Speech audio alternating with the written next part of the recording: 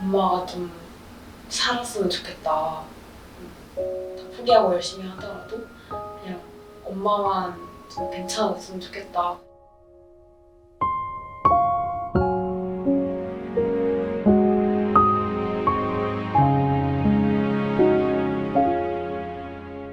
아무것도 눈에 보이진 않았어요. 그냥 오로지 내가 가장 사랑하는 사람이니까 지켜야겠다.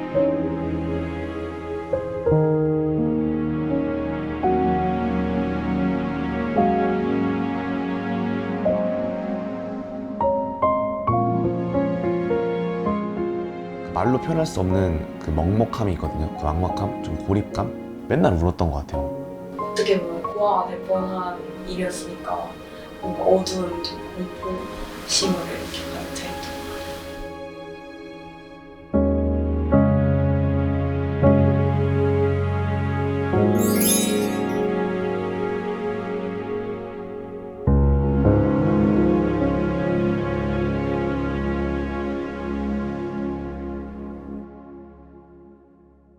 저는 26살 임근우이고 할머니를 돌보고 있는 가족돌봄 청년입니다.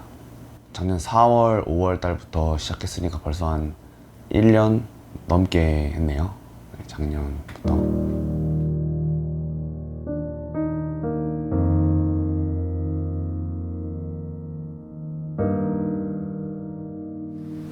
안녕하세요. 저는 어머니를 돌보고 있는 22살 가족돌봄 청년 조서진입니다.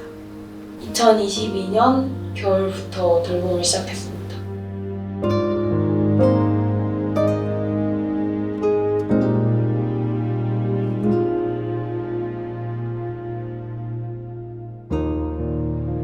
작년에 아버지가 일단 돌아가셔서 저랑 할머니 둘뿐밖에 남지 않아서 당연히 가족이 이제 둘뿐이니까 그래서 뭐 어쩔 수 없이가 아니라 당연하게 시작을 했습니다.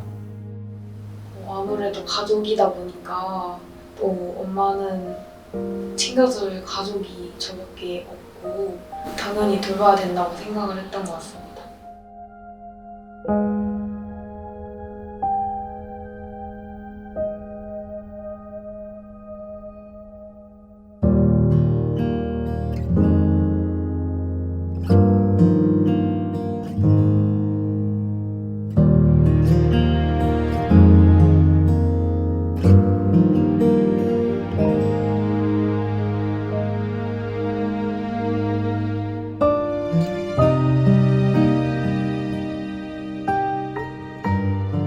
할머니께서는 지금 폐암 판정을 받으셨고 지금 3기로 이제 표적 치료 받고 계십니다. 그냥 오로지 내가 가장 사랑하는 사람이니까 지켜야겠다 라는 생각밖에 들진 않아서 뭐 제가 진행하려고 했던 어떤 계획들조차도 다 뿌리치고 그냥 바로 뛰어들었던 것 같아요. 뇌병변 중증 장애를 가지고 있는데요. 처음에 자발성 뇌출혈로 인해서 이제 편마비가 와서 그래서 이제 장애를 가지게 됐습니다. 그때는 솔직히 이제 엄마가 잘못되면 저도 같이 좀 어떻게 엄마를 따라가고 싶다 그런 생각이 있어요.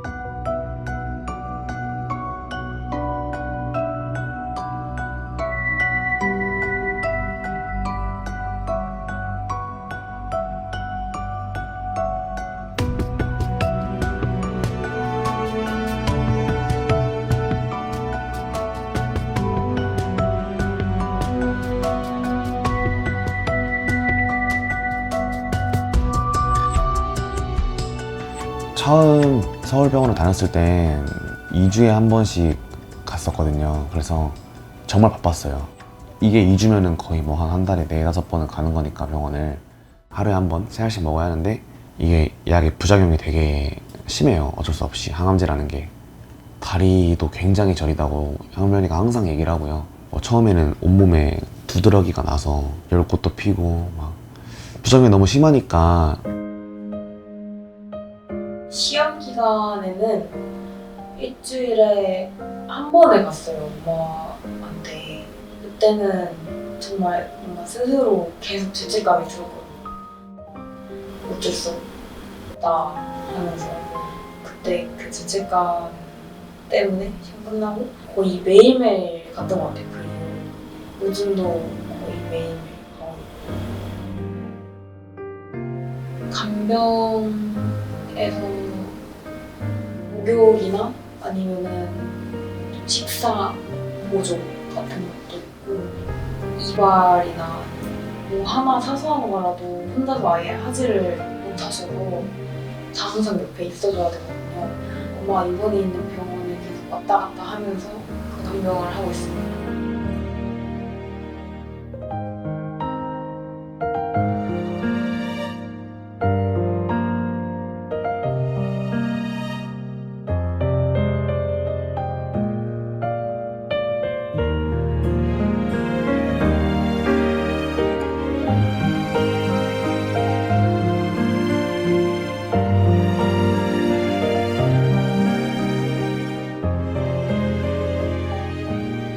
가장 힘든 부분은 혼자서 모든 거를 좀 감당해야 된다는 부담감이 제일 큰 것 같아요. 엄마가 없으면 고아가 되어버리는 거고 나 제일 사랑하는 사람이라서 그렇게 생각해요. 처음에 할머니 병명을 들었을 때 너무 무서웠거든요. 맨날 울었던 것 같아요. 맨날 이불 뒤집어 쓰고 울고 병원에서도 울고 맨날 울었는데 어떻게 보면 저도 좀 익숙해지고 무뎌졌다 할까요? 좀 그때는 당장 내일 할머니가 내 옆에 없으면 어떡하지? 하는 생각에 너무너무 불안했거든요. 그냥 하루하루가.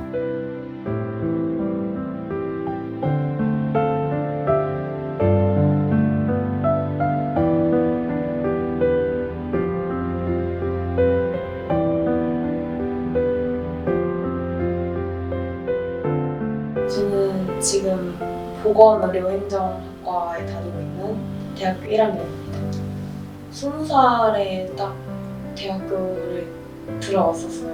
그 패션 디자인을 지금 공부를 하고 싶어서 거기를 갔었는데 갑자기 이제 엄마가 좀 아파지면서 어쩔 수 없이 학교를 그만두게 되고 생각을 많이 했었는데 제일 중요한 게 안정적인 삶인 것 같더라고요. 그래서 좀 여기저기 알아보다가 보건의료행정학과를 선택하게 되었습니다. 엄마 아프기 전부터 꿈이 있긴 하지만 그래도 지금은 잠시 접어두고 나중에 좀 나이가 들어서 안정적일 시기가 오면 그때 다시 꿈을 펼쳐보자라고 스스로 생각을 하고 있어요. 제 꿈은 합기도 지도자였습니다. 그러니까 저도 커서 아이들한테 어떤 누군가한테 좋은 어른이 되고 싶다라는 생각을 되게 많이 했었고요. 그래서 그런 꿈을 자연스럽게 꾸게 된 것 같아요. 어렸을 때부터. 아이들에 대해서 좀 공부를 하기 위해서 대학교를 좀 진학을 해서 졸업을 했고 뭐 체육관 이제 합기도 지도자 연수교육도 다녀오고 스포츠 지도사 시험도 보고 공부도 하고 꾸준히 일도 했었고 꿈을 좀 이루려던 찰나에 좀 할머니가 아프기 시작하셨는데 저한테는 제가 평생 꿔온 꿈보다 그냥 저를 이렇게 살게 해준 할머니를 지키는 게 더 저한텐 제 삶의 의미가 있었거든요. 고민도 하지 않았어요. 고민하지 않고 그냥 바로 포기했던 것 같아요.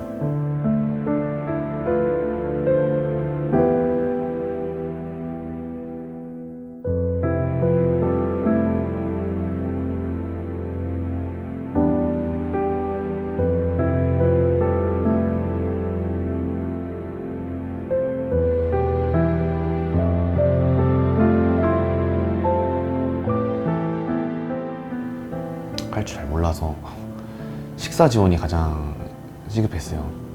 그렇지 않으면 항상 나가서 외식을 해야 하는 그런 정도였기 때문에 밥맛도 할머니께서 제 밥맛도 슬슬 없어하고 아프시다 보니까 그래서 맛있는 요리가 필요한데 당장 요리를 할 줄 모르는 저한테 그게 좀 힘들었어요. 엄마가 퇴원을 해서 집으로 와야 하는데 근데 집에 현재 엘리베이터가 없어요.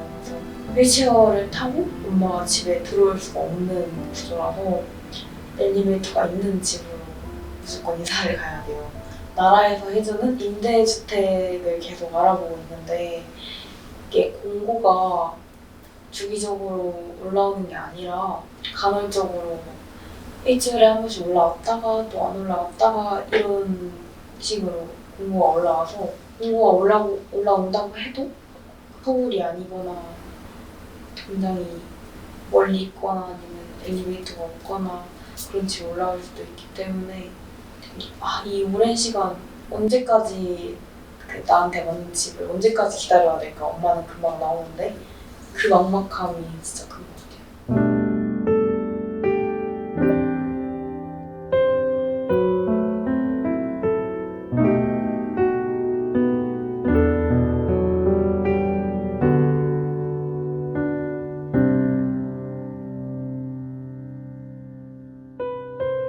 할머니, 할아버지도 지금 계속 좀 아프신 상황이고 동생도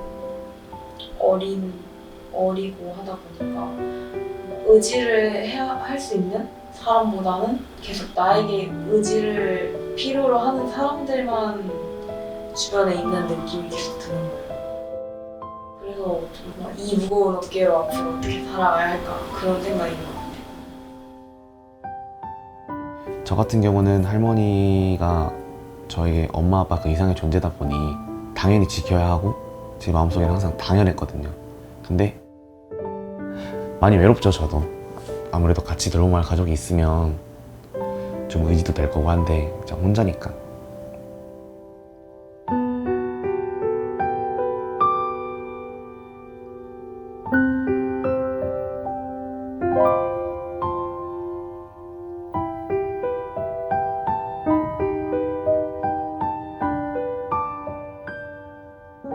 병원 동행하는 게 힘드신 분들도 계셔서 병원을 동행해 주시는 분들이 계시면 더 좋을 것 같기도 하고, 이런저런 지원을 해도 충족되지 않는다면 금액적인 지원도 또 하나의 방법이 될 수가 있고, 그렇게 생각을 합니다. 가족 돌봄 청년이라는 말에는 그러니까 가족을 돌보는 청년이라는 뜻이 들어가 있잖아요. 가족을 돌보기 위해서 포기해야 되는 것들이 많고 가족을 돌보기 때문에 지고 살아가야 될 것들이 많다고 생각을 하거든요. 도움을 받을 수 있는 정책이 하나도 없었어가지고 그래서 동사무소에 가서 좀 도와달라고 얘기를 해봐도 지금 도와줄 수 있는 게 없다 같은 말만 계속 듣고 하다 보니까 그런 것 때문에 저는 아픈 사람한테 제일 중요한 게 좀 주거라고 생각을 하거든요. 주거 시스템이 조금 더 많이 지원이 됐으면 좋겠고 돌봄을 좀 지원받으면서 학업도 평탄하게 이어나갈 수 있는 그런 지원이 좀 있었으면 좋겠어요.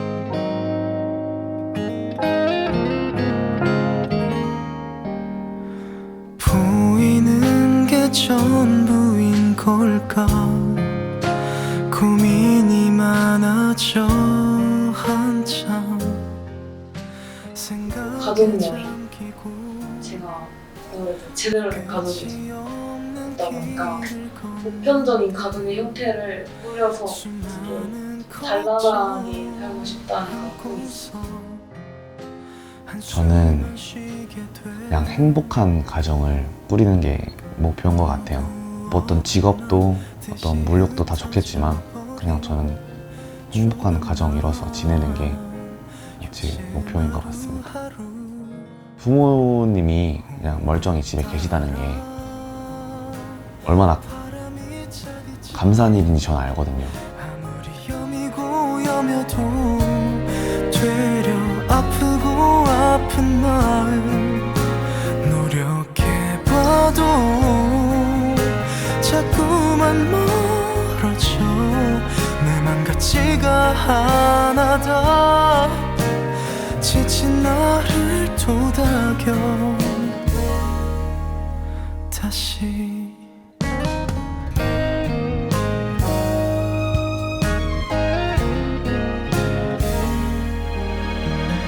어렴풋이 떠